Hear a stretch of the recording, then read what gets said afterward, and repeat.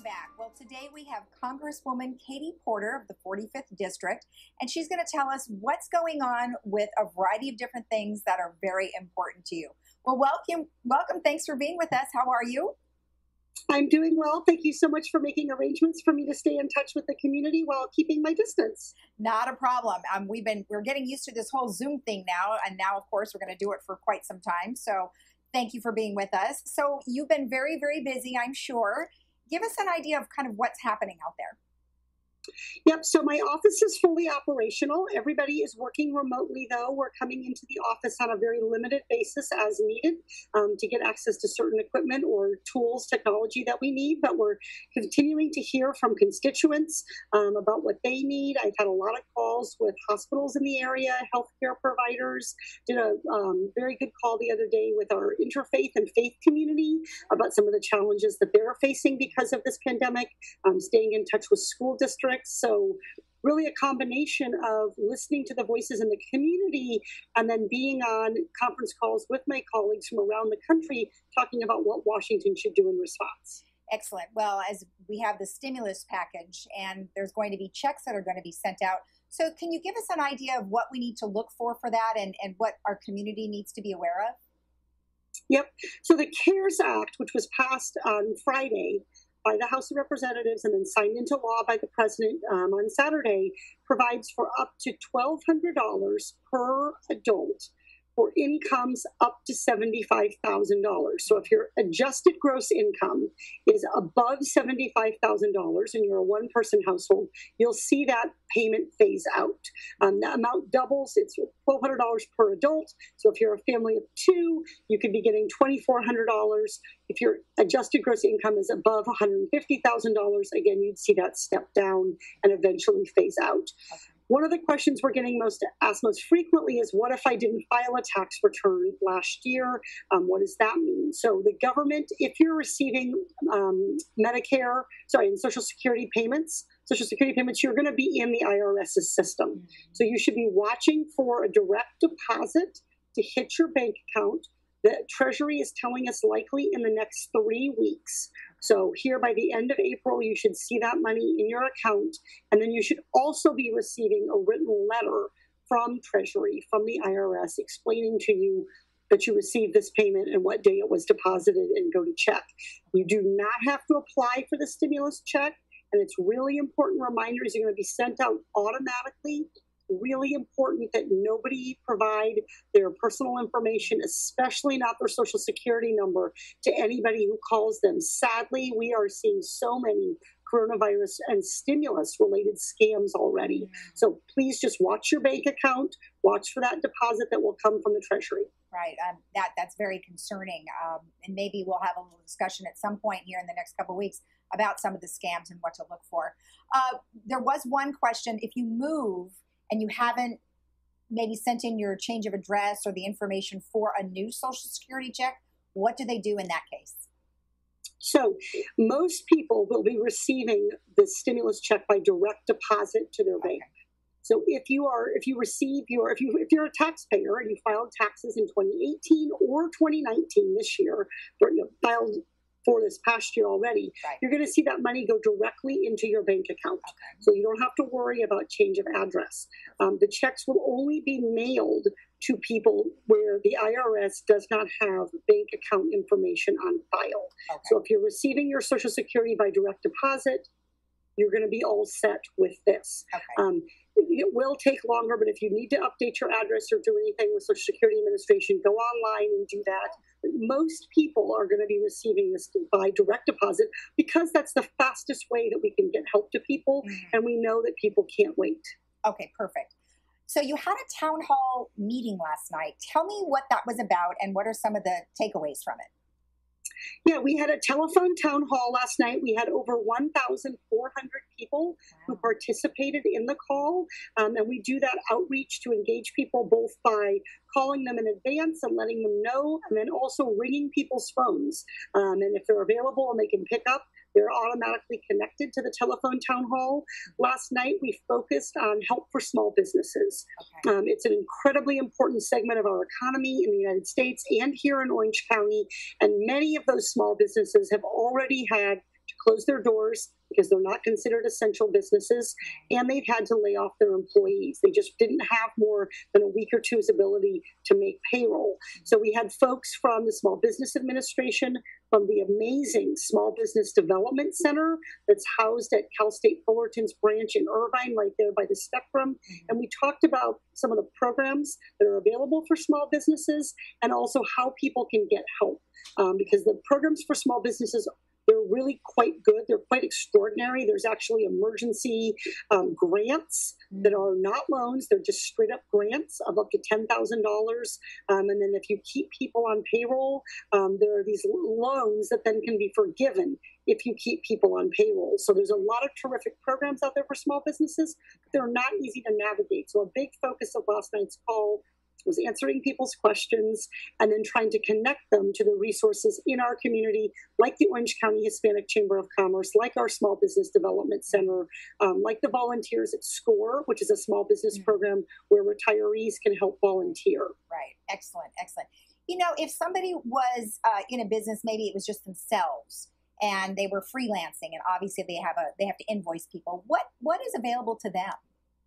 Yep, terrific question. So what we did in the CARES Act is Congress expanded the availability of unemployment insurance to include people who are self-employed, who are contractors, who are so-called gig workers. So if your employment has stopped, there are a number of these freelancers and gig workers who can continue to work. They are able to work from home, or they're in essential jobs like transportation and delivery. But if you are a freelancer and your work has ended, you are eligible for unemployment benefits. And unemployment benefits you apply through the state of California, through the Department of Labor website. They're working to get that site up and running and fully operational. But what Congress did here, in addition to expanding that unemployment to cover these freelancers, we also increased the amount of the unemployment by $600 additional per week for the next 4 months. Wow. So that is a big effort. We know that unemployment isn't enough, especially in a high cost of living area like this, to allow people to keep paying their rent, keep paying their mortgage, pay for essentials. So we increased the amount, the term of unemployment, and expanded the eligibility criteria. So you apply through the department, the California Department of Labor, for those expanded unemployment benefits. If you're unemployed, if you've seen your income drop and you even think you might be eligible, please apply. Okay, perfect. Medicare telehealth provisions that are also in the CARE Act. What does Medicare telehealth mean? Yep. So what it means is that our traditional Medicare providers, the doctors that you've been seeing in your community, are now able to see Medicare patients using remote technology and be reimbursed by Medicare for those visits.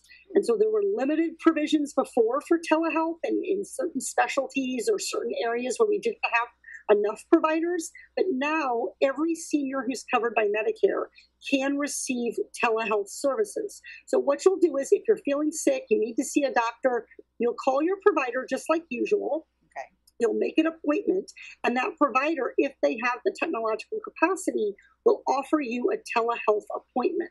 And I encourage especially seniors to take advantage of telehealth, because sadly right now, one of the most dangerous places you can be is in a waiting room, particularly in a hospital waiting room, in a doctor's office. So telehealth is a really great way. It's obviously going to work better for some kinds of problems than for others, but particularly for things like dermatology, people who have rashes. You hold your arm up, they look at the rash, they're able to ask you some questions about your symptoms. Right. And so we're seeing a lot of our local providers, places like UC Irvine, places like Saddleback, places like Hope, transition as much as they can to telehealth. So there's nothing you need to do differently as a Medicare patient. Just be prepared that when you call your doctor and they offer you that telehealth appointment, understand that it will be paid for by Medicare, just like an in-person appointment, and it's being offered to you to protect you and to give you that quality care today so that you don't have to delay care because of social distancing. I would imagine it would operate very much like you and I are talking here, with a Zoom type of application that is free to the public.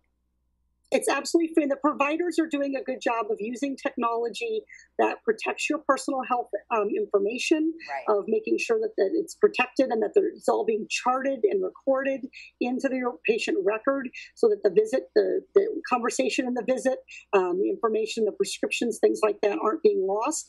One other thing I want to mention that we changed that Congress made a change to with Medicare that's important for people to know about is we expanded the number of days of prescription medicines that you can get. Okay. Traditionally, as seniors know, it's a 30-day supply, which means particularly if you're on several medications, they may not all be renewed on the same date. You can find yourself having to go to the pharmacy once a week or more often. Right. Again, dangerous to be out of the house, best to stay at home. So you're now able to get a 90-day prescription covered great. through Medicare.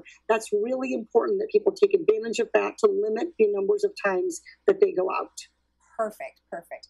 And then one last thing, you introduced a bill that is going to be able to fund service coordinators that serve older residents. What are you implying for service coordinators? What does that mean? Yep. So service coordinators are people who help seniors navigate how to use these benefits. So for example, we just talked about the 90-day supply. Say you call your pharmacy and they tell you no, you're not eligible. What do? You can call one of these service coordinators and they can help you access additional benefits. They can help coordinate things and help you navigate. And of course, our office is always available if you're having problems with Social Security, with Medicare, with any federal program. We're always available to help as well. But we tried to expand the funding and we were successful. We got additional funding into this latest bill for expanded services for these service navigators, these service coordinators. So it's a really important, particularly again with our senior community, they will be targeted with scams. These are trusted intermediaries who can help connect seniors to the services that they need. And how would my seniors know about, or where should they go to get that information? Yep, they're available. If you, we can provide a link on our website for them. You can call our office and be connected. But you generally, if you're going to look up Medicare benefits for the state, there'll be a link on the state or county Department of Aging or Department of Senior Services. So again, I encourage everybody to really be careful about where they're getting your information during this pandemic, and make sure that you're going to trusted places like the California Department of Aging in order to get those links to these service coordinators. Well, that's a good point, and we'll go ahead and give them that website just in case they don't have it, not now, but at a later broadcast. So thank you for that information.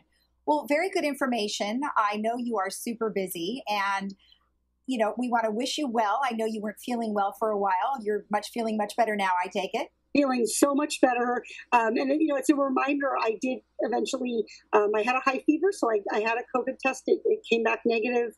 But the most important thing I did was not get tested. The most important thing I did was to isolate at home, away from my kids and my family, to make sure that nobody got whatever I got, because it apparently wasn't COVID-19, but I'll tell you, it wasn't fun. I was quite sick for several days. So if you're not feeling well, make sure you stay home, and don't hesitate to reach out to our office and to trusted resources at this time to get help. All right, perfect. Well, thank you. And we appreciate the information. Take care out there and stay healthy. Absolutely. Same to you. And remember, if you want more information about Katie Porter and the work that she's doing for us, you can always go to porter.house.gov, or you can call them at 949-668-6600. We'll be right back.